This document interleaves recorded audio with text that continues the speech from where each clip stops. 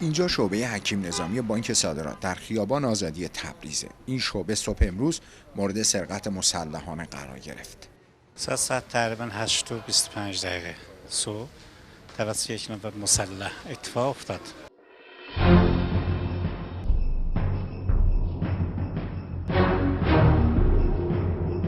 وقتی که اومد پولا رو جمع کرد تقریبا 11 میلیون.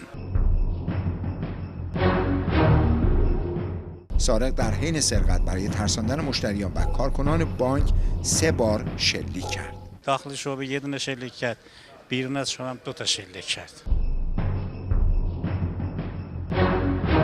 خوشبختانه کسی زخمی نشده. اسلحه دستساز شکاری و دارای فشنج ساچمه‌ای است.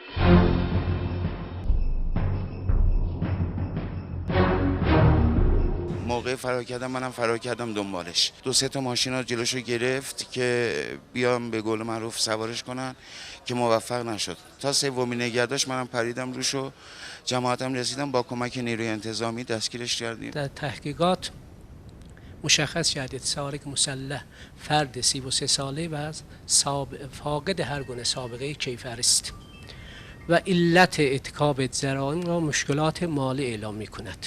ما اینجا مأمور مسلح نداشتی صبح؟ نه، چرا مأمور نداشتی؟ معمول نداریم دیگه. جالبه که این شعبه بانک صادرات یک بارم در سال 89 به صورت مسلحانه سرقت شده بود، اما سرقتی ناکام.